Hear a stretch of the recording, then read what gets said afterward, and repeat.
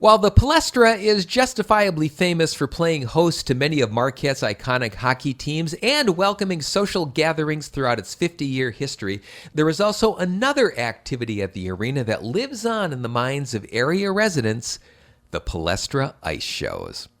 In the 1950s and 60s, these displays of youth ice skating drew crowds in the thousands to the Palestra.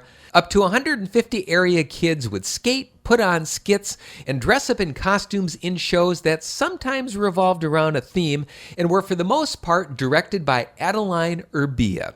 Her daughter Carol, along with Nancy Henderson, skated in many of those shows and explained what went into their making.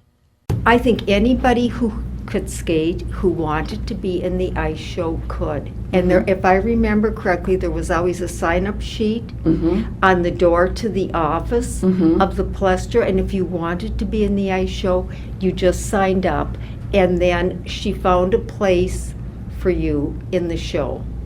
And her mother knew everybody, all of us that were there.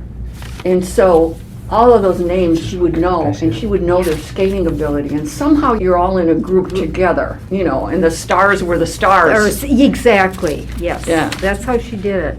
These shows were huge community events. The Palestra's organ, in fact, was usually played for the shows by Dr. Harold Wright, who was then the head of the NMU music department. Skaters ranged in age from those who had just learned how to skate to kids who had been doing the shows since their beginning. And one of the big chores in putting on those shows was the making of the costumes. Anyone who could help usually did.